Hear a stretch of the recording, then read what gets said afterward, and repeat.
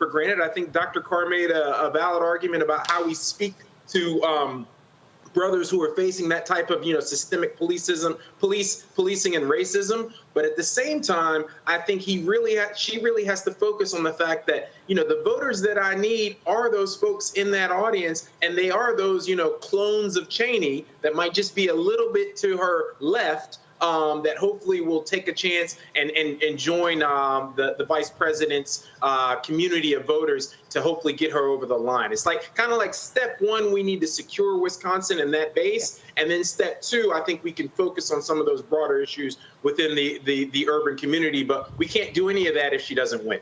No, absolutely. Roland is constantly reminding us of that vote total in the Mandela Barnes race, and had there been just a few more black folk in Milwaukee that had come out, he'd be sitting in the United States Senate. And of course, that was before they tightened up all these voter suppression tricks that they're trying to put in place before the 5th of November. I mean, this is, anybody saying they know that what's going to happen in the outcome of this race is lying. Because I tell you right now, y'all been saying this over and over again tonight, threading this needle, threading this needle, threading this needle, and there's no doubt. Well, we've only been here for about an hour, and we have covered the full range, including the breaking news from Memphis on the Tyree Nichols verdict. We're going to take a break here, and in a moment we'll come back and we're going to discuss some more of the stories that we teased at the beginning of the hour. You're here on the Black Star Network with Roland Martin Unfiltered. Back in a moment. He told us who he was. Should abortion be punished? There has to be some form of punishment. Then he showed us. For 54 years, they were trying to get Roe v. Wade terminated, and I did it, and I'm proud to have done it. Now Donald Trump wants to go further with plans to restrict birth control, ban abortion nationwide, even monitor women's pregnancies. We know who Donald Trump is. He'll take control. We'll pay the price. I'm Kamala Harris, and I approve this message. I approve this message. In 2016, Donald Trump said he would choose only the best people to work in his White House. Now those people have a warning for America. Trump is not fit to be president again. Here's his vice president. Anyone who puts themselves over the Constitution should never be president of the United States. It should come as no surprise that I will not be endorsing Donald Trump this year. His defense secretary. Do you think Trump can be trusted with the nation's secrets ever again? No. I mean, it's just irresponsible action that places our service members at risk, places our nation's security at risk. His national security advisor. Donald Trump will cause a lot of damage.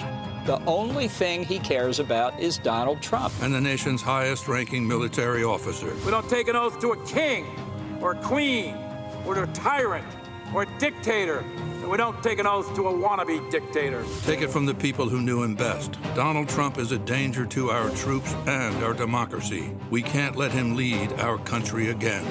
I'm Kamala Harris, and I approve this message. I get it. The cost of rent, groceries, and utilities is too high. So here's what we're going to do about it. We will lower housing costs by building more homes and crack down on landlords who are charging too much. We will lower your food and grocery bills by going after price gougers who are keeping the cost of everyday goods too high. I'm Kamala Harris, and I approve this message because you work hard for your paycheck. You should get to keep more of it. As president, I'll make that my top priority.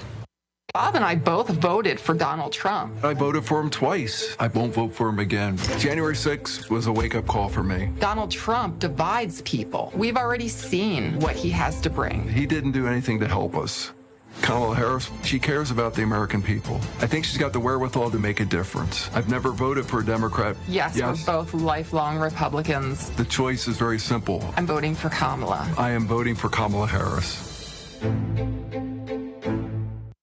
This is Essence Atkins. It's the Love King of R&B, Raheem Devon. It's me, Sherry Shepard, and you know what you watch. You're watching Roland Martin Unfiltered.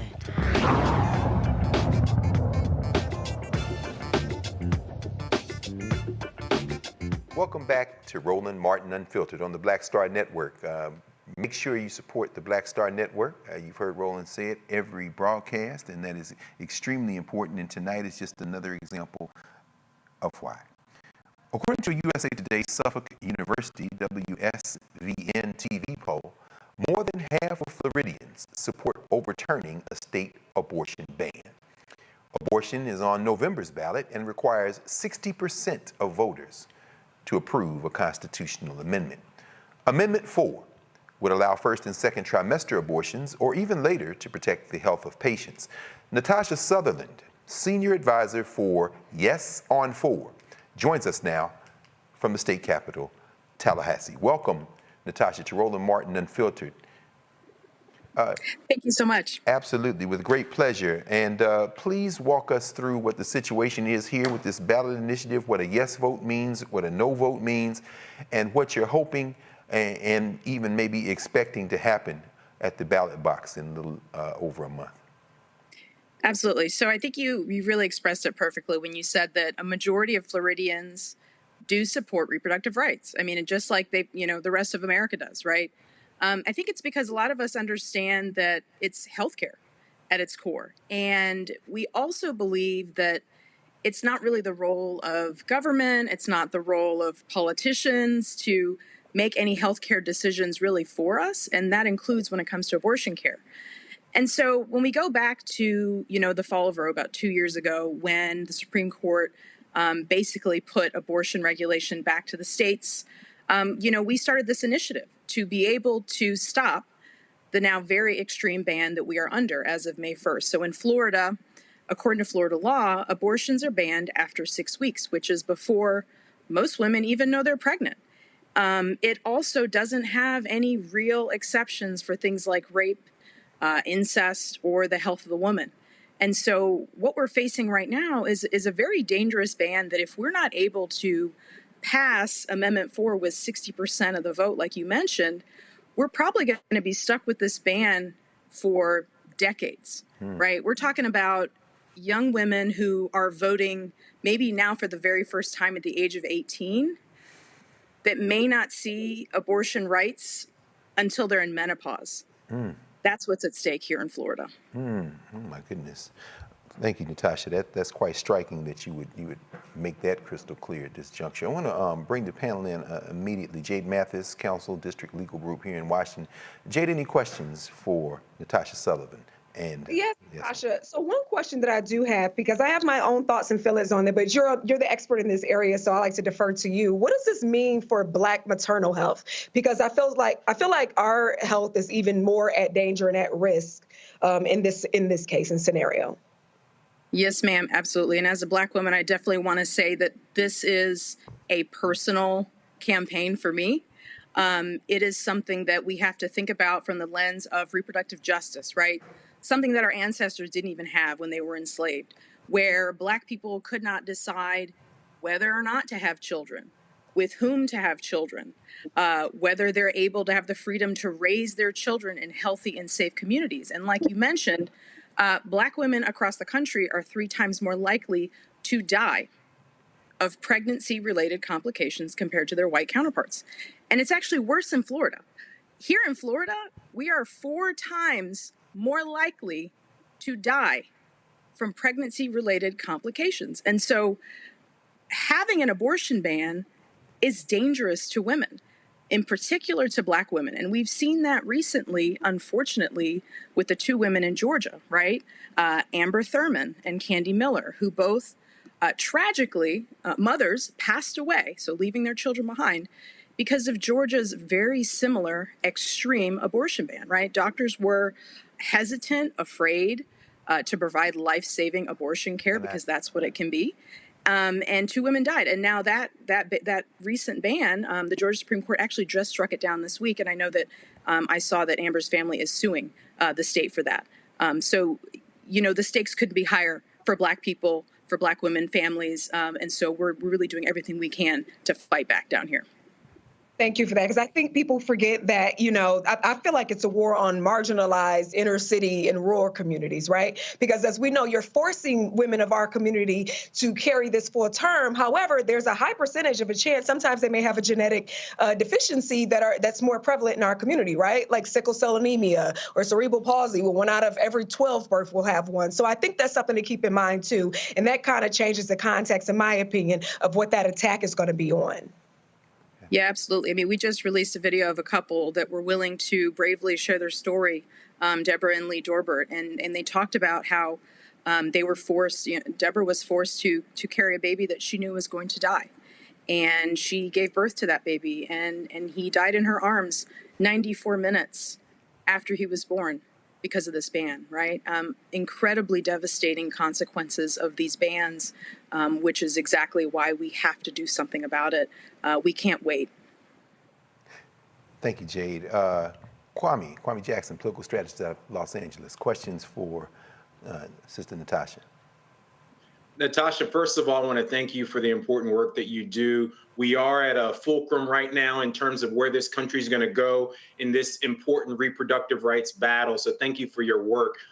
My question is really around how we start to reframe the narrative, right? We start to reframe the narrative around reproductive rights and start to change the personalized stories that people see. People get engaged around names that they recognize, stories that they recognize, people who are close to their family, the same way that America evolved over gay rights and equality in marriage. It's the same thing for reproductive rights. As we start to use personalized stories, as we start to use personalized names, what is the power in reframing that narrative so that we can start to sway people? I know one of the things that I didn't know, just from a statistical standpoint, is that the majority of women who have had abortions are already mothers. A lot of people think it's just a teenage pregnancy issue. It's just, a smaller community issue, but it's a lot of times, mothers who also are already having kids, but then have made the choice for their own reproductive health that they're not going to have a kid going forward. So those types of statistics, those types of personalized stories, how do we start to use those to reframe the narrative and win the hearts and minds?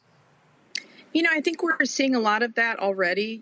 Recently at the DNC, we had Anya Cook, who is from Florida, Black woman, Broward County. And she was so brave in sharing her story. And I think it's really talking about those stories. But I definitely want to talk about it. She had a very much wanted, intended pregnancy, right? Mm-hmm. And unfortunately was dealing with a miscarriage.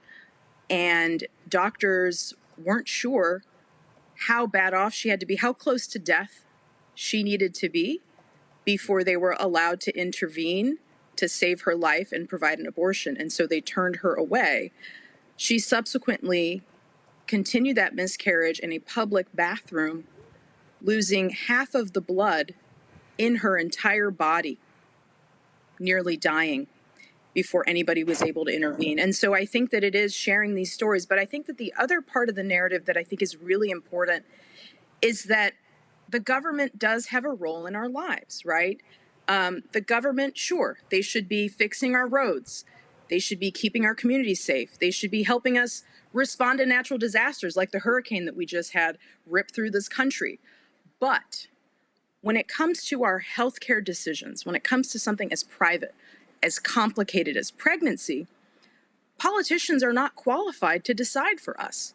We should be allowed as patients, as women, to talk with our doctors, who they're the only ones that take an oath in our best interests, to talk with our families, to really think about our own faith, because everybody's faith is different, and really make these decisions for ourselves, because the government has no place in that. Because if we start to allow that, then what else are we talking about here, right? What else is next? We're looking at things like the risk of no longer having access to things like IVF or birth control, right, to prevent pregnancies that are not intended.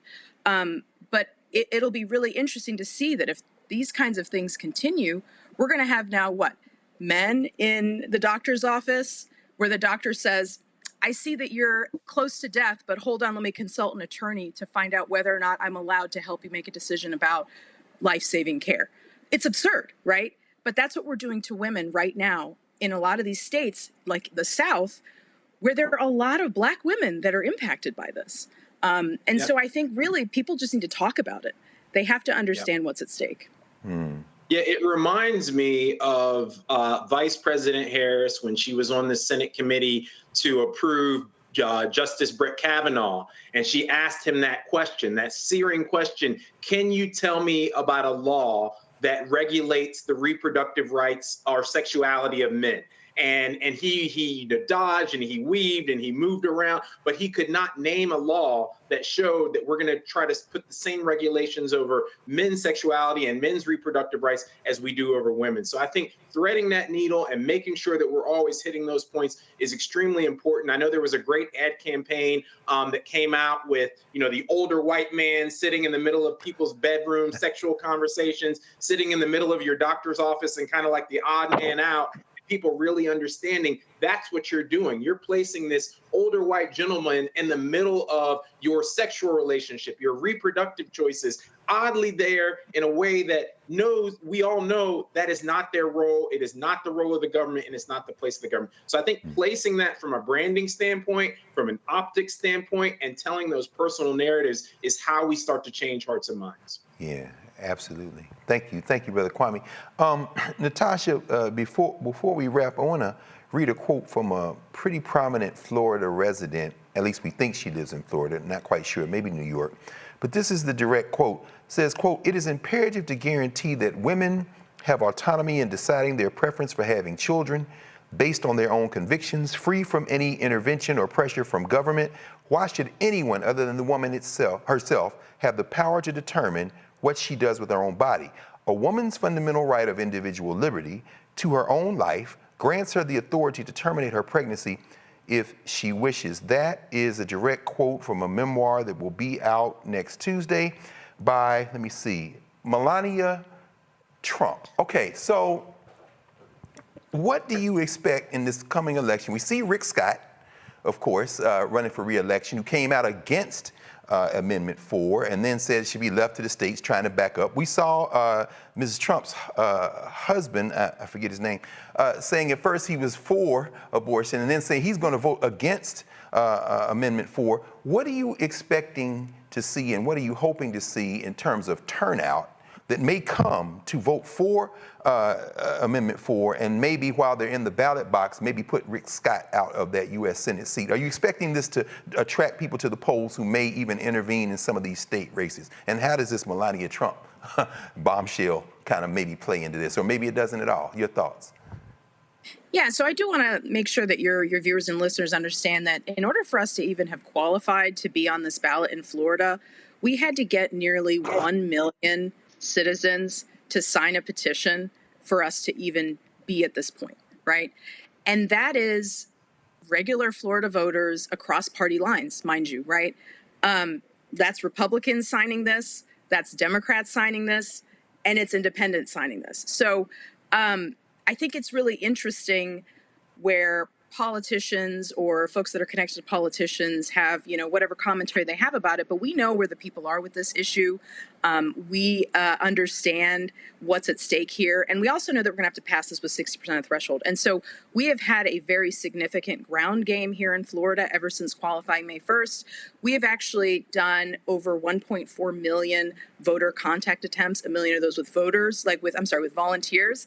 And so we are knocking on doors regardless of party affiliation, regardless of language, regardless of what color folks are. And when they find out that, number one, there is an extreme abortion ban currently in law in the state of Florida, they immediately understand they have to vote yes on 4.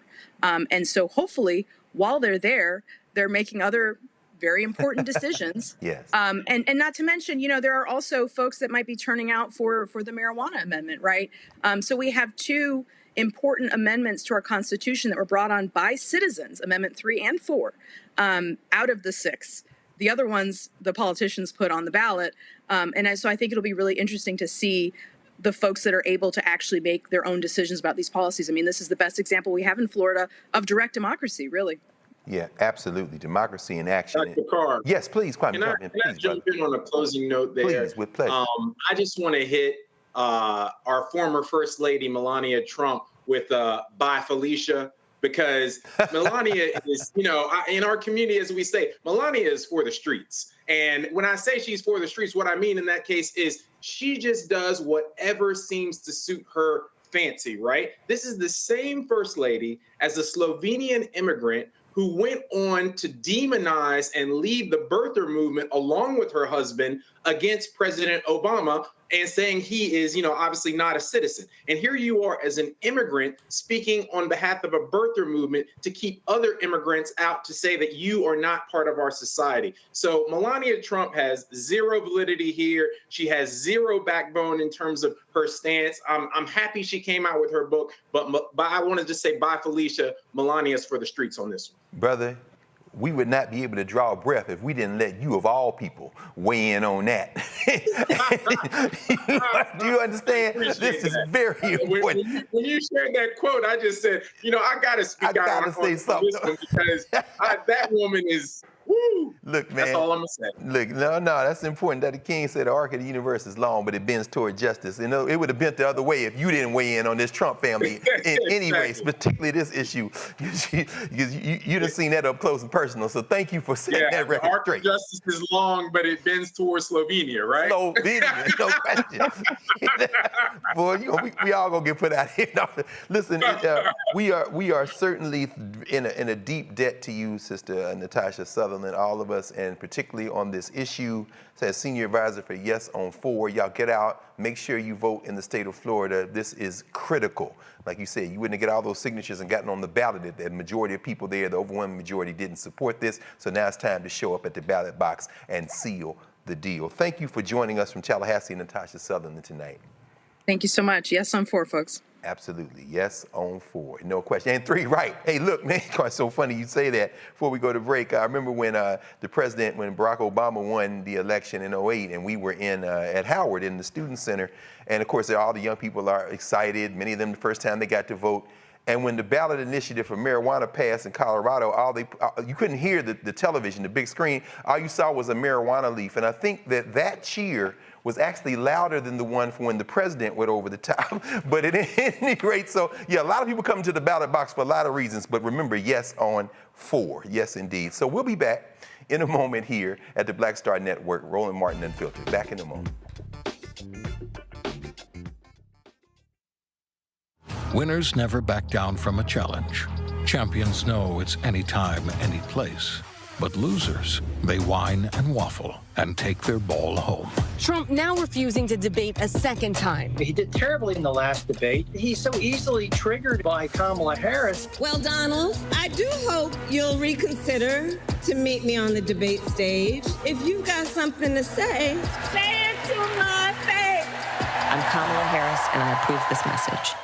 There's nothing socialist about Kamala Harris. Trump says Harris is a radical. I don't buy it. Conservatives have a supermajority on the Supreme Court. With a likely Republican Senate, those checks and balances will keep our country sane. If Trump wins, he could end up with total control. I'm a conservative. I don't agree with Harris on everything, but she was a tough prosecutor and she put bad guys in prison. I voted for Donald Trump 3 times. I'm voting for Kamala Harris in November. Now, I'm voting for Kamala Harris this fall. Here's a 78-year-old billionaire who has not stopped whining about his problems. Oh, she had a big crowd. Oh, the crowd. This weird obsession with crowd sizes. It just goes on and on and on.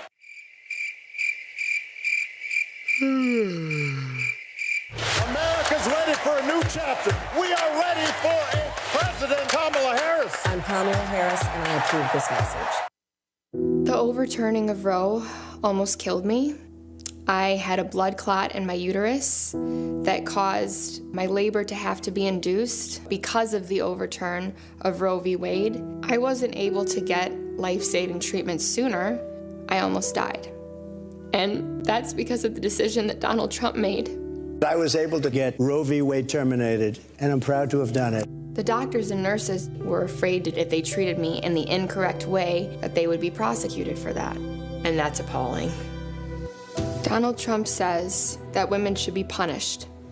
Do you believe in punishment for abortion? There has to be some form of punishment. For the woman? Yeah. I believe that women should have reproductive freedom to make the choices about their own bodies. 4 more years of Donald Trump means that women's rights will continue to be taken away one by one by one by one. This has to stop because women are dying. I'm Kamala Harris, and I approve this message. Hello, I'm Marissa Lisa Mitchell, a news anchor at Fox 5 DC. Hey, what's up? It's Tammy Roman, and you are watching Roland Martin Unfiltered.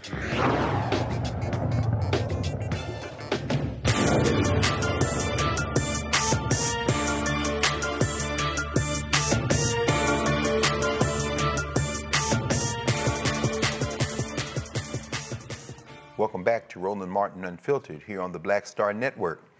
In our ongoing coverage of Project 2025, we are going to now drill down a little bit on the question of employment. Project 2025, as we know, the 922-page detailed right-wing proposal of drastic changes for the next Republican president to implement will impact everyone in every aspect of our lives, including our employment.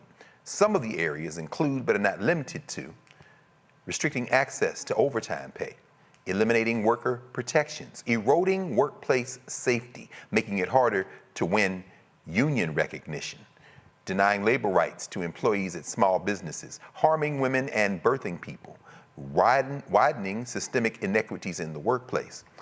We're going to now speak with Dr. Thela Thatch, Chief Equity Officer, Thela Thatch Consulting, joining us from Los Angeles to explain. Dr. Thatch, Thela, I'm sorry. I should know. I know better than that. I can read, and I see the diacritic mark over the A. Thela, exactly. Is that right? Thela. Thela, like Pele. Not really. Close. Like Thela. Okay. All right. But you know what? Since my mama raised me right, and I see that DR in front of your name, we're going to refer to you as Dr. Thatch, for the Chief Equity Officer. Thatch Consulting joins us from Los Angeles to explain.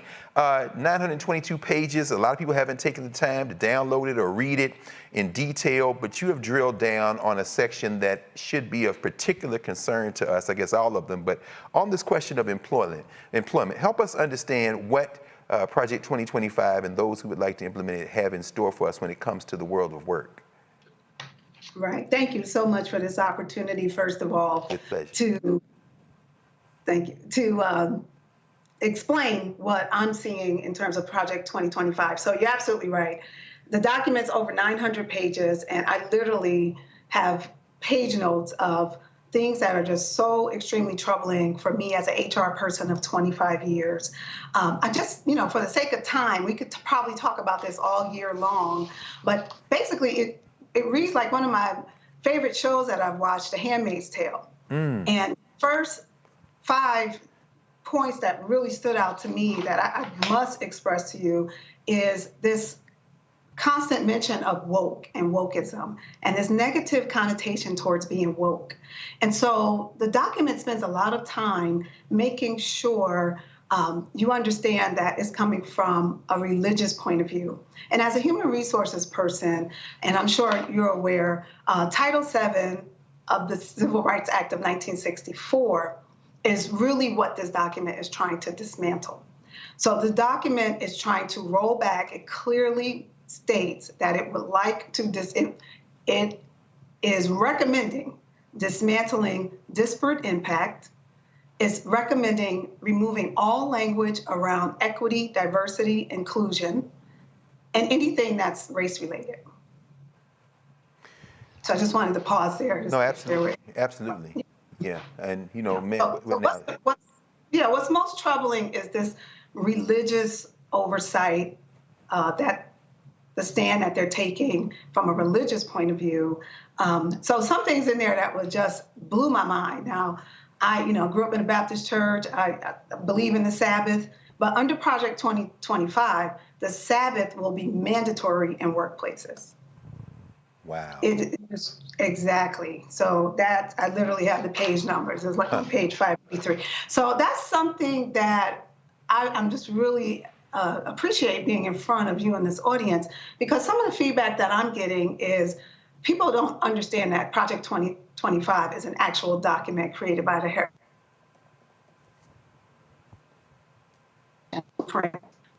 administration. And how will the next administration control our government and control our people in this society? Well, through the workplace. And so we have over 157 million Americans who are part of the workforce. And this is really the plan. It's not a new plan to be able to control how people show up and the rights that they have in the workplace. So overtime protection, workplace rollbacks. And again, I just want to make sure I emphasize this very strategic gaslighting, around being woke. So in the document, there's 35 mention to the word woke, wokeism, and wokery. And the way I read that as a professional, as a doctor, is that they want us to stay asleep. And so that's really the intent. And that's how it reads. It's a very biased document that is focused on religion, Judeo-Christianity, and staying unwoke in the workplace. Absolutely. Yeah. Absolutely. It's interesting because remember, and I'm sure we all remember, I think 2020, the Lady of Guadalupe case out there in California, I think, where they had the religious exemption allowed them to, I think it was deprive the teacher of contraception, if memory serves me correctly. But I mean, it seems like this Roberts Court, which some people, David Brock among others, are calling the Thomas Court, really, but are running a great deal of this through the First Amendment. So the whole idea that I can use my religion to hide behind and discriminate against you, but that is a bombshell for folks who have not read Project 2025, that they want to now reach and prevent people from having employment based on these religious views. Could you walk us through some more of the work here? I mean, we saw some of the question of harming women and birthing people. How is that going to play out in terms of women? So on page 585 in this real life document, because some people like to believe that it's not a real life document, it talks about, it's actually labeled pro-life measures. And so, as you know, in the workplace, if you have a health issue, if you're a woman, you're having a baby, or any type of health issue, it may be abortion related, maybe you've had a miscarriage, and because of health issues, you may need what they're trying to define broadly as an abortion. You have health benefits that covers those rights. You also may have time off. You also may have support from Family Medical Leave, the Family Medical Leave Act, where you can take 12 weeks to care for either a baby or your spouse or partner who may have experienced some type of birth. Well, under this act, if it's in any way related to abortion, all of those rights are removed. You would not have time off. You would not have access to health providers. They would not allow the employer to provide health benefits to anyone who has an abortion-related event. So, quote unquote, from the Project 2025, it says, no employer is required to provide any accommodations or benefits for abortion, no time off, basically no care, this is my paraphrase, if you have anything related to abortion. So even if you're a male and your wife had an incident or your partner had an incident regarding something that was abortion related, it would not be covered and your job would be in jeopardy. I tell you what, you know what, people might think, well, that's far-fetched to compare this vision to Margaret Atwood and Handmaid's Tale. But that sounds just like Gilead. I think your comparison is right, right on the nose. Let's bring our panel in to raise some questions and be in conversation with Dr. Thalay Thatch. Kwame Jackson, questions for Dr. Thalay Thatch.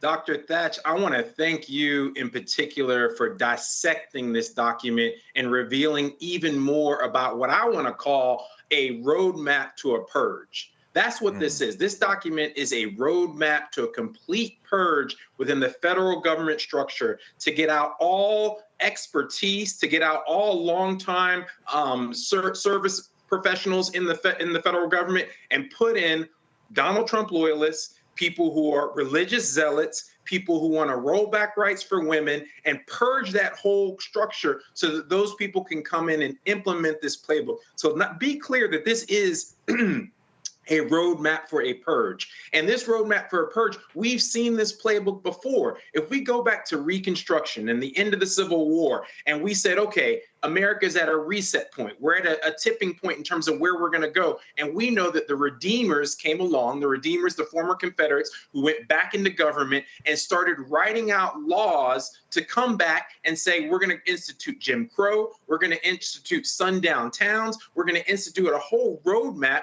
for a purge. And so we've seen this playbook before. America is now at another precipice where we have to really back away from that and know that we can fight it. I know in a lot of my work, I do a lot of diversity, equity, and inclusion work with the University of North Carolina and battling a lot of what's happening in that state. I do a lot of work with corporate partners on the same side and have for a long time. My question to you, Dr. Thatch, is how do we start to battle some of the nuanced corporate DEI anti-work that's in Project 2025, as well as at the academic level with cases like the University of North Carolina, cases like Harvard that are rolling back affirmative action? What would you recommend as 2 or 3 strategies that we start to use to battle and push back against this roadmap for a purge, particularly within that DEI space?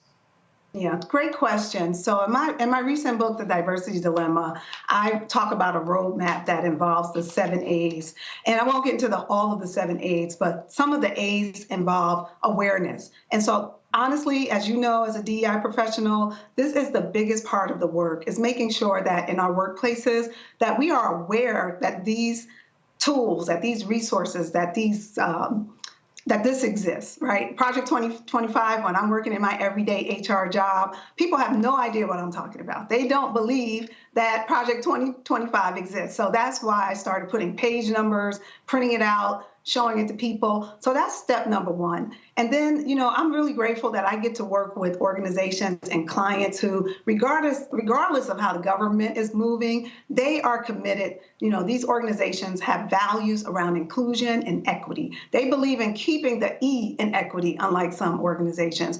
And so, you know, the reality is the fight will always continue, whether the federal government steps in. And, you know, honestly, I feel so bad for federal employees because the first few pages of this document is about getting rid of them, about taking away their retirement benefits, about laying them off. And just, yeah, they're just like, I don't know how many we're going to get rid of, but we're just going to get rid of all of them. And so I think our first ally could be the federal employees, making sure that they know their rights. They're trying to get rid of unions. So how can we align with unions to make sure that we're all on the same page and in the same fight? But again, if you have union members who don't believe the document exists and they don't believe there's a problem. So I think our work is really awareness, education, making sure that companies are actually aligned to the work around inclusion and equity. And then it's taking action, you know, taking action like me today, being here, making sure people are aware you and this amazing platform is taking action because we're gathering a movement. Yeah, and you know, Dr. Thatch, it's funny because it's important that we're all out here kind of spreading the gospel around Project 2025 and making sure that people are hearing that good word. But at the same time, one of the other nuances that I just picked up yesterday and I did not know was that J.D. Vance, obviously the vice presidential candidate, wrote the foreword to Project 2025. So not only did he write the foreword, but they're trying to backpedal and moonwalk out of this thing so quickly. And people don't even understand that he wrote the foreword for Project 2025. That was an opportunity for Tim Walz to really call that out that I didn't even know. And so we need to constantly be educating, constantly tying people back into this plan and saying, if this is what you believe, if this is what you put pen to paper to put forward, that you need to be held accountable. So I want people to know that J.D. Vance wrote the foreword to Project 2025.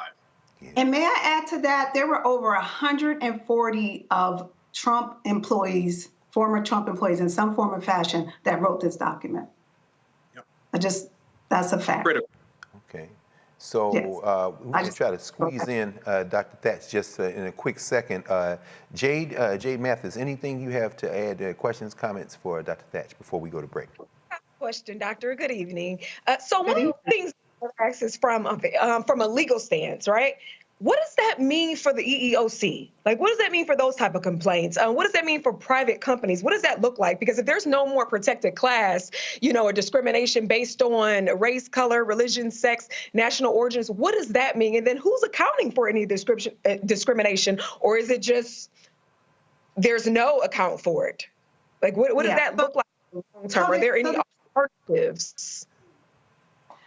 Really, no. So we would be going back to the time before we were able to have civil rights. So rolling back Title VII and rolling back words like disparate impact, which is the #1 theory that allows us, the framework that allows us to have a lawsuit with the EEOC. So in the document, they are dismantling the EEOC. So the purpose is to remove the power from the EEOC and to remove those words, and I'm not an attorney for the record, to remove those legal cases that could support a racial claim. So you're absolutely right. There would not be any recourse.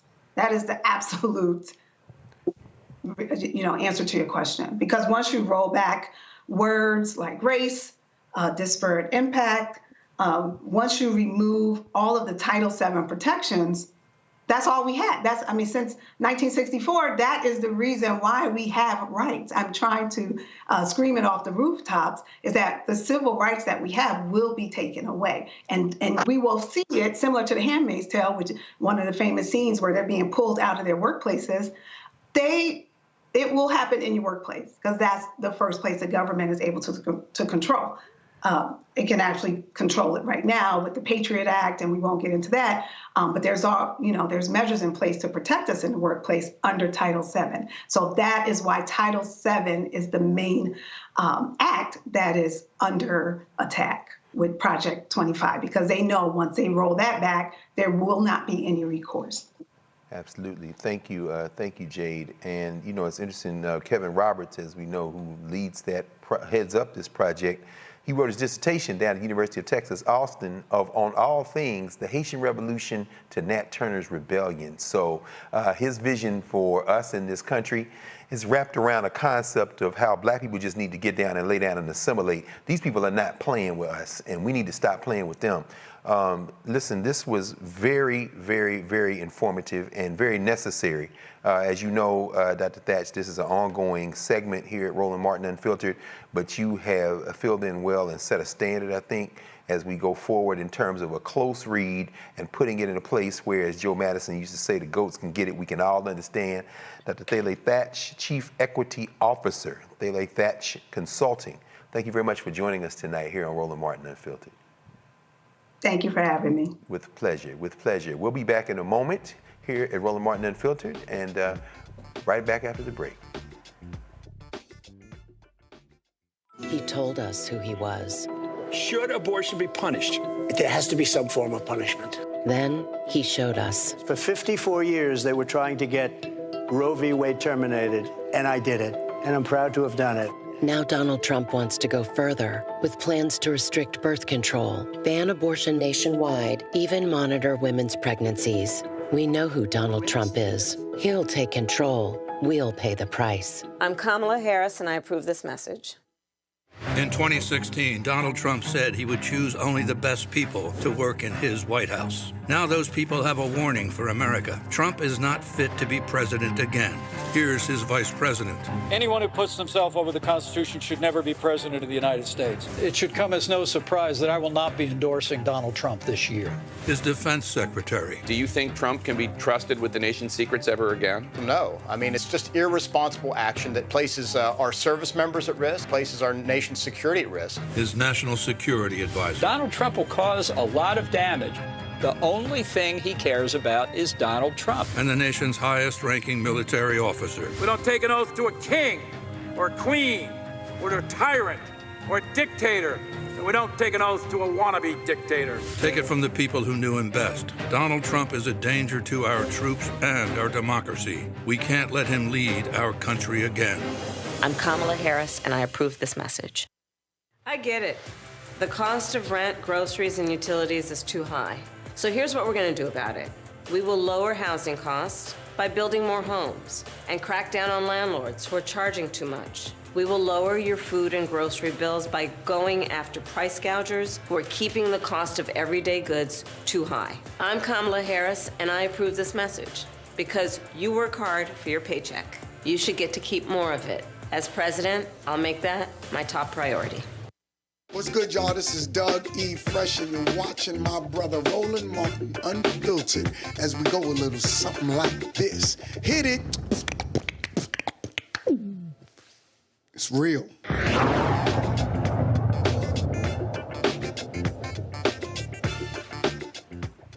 Welcome back to Roland Martin Unfiltered here on the Black Star Network. Remember to support the Black Star Network. Again, one more night of reasons why. We saw this entire suite of stories today.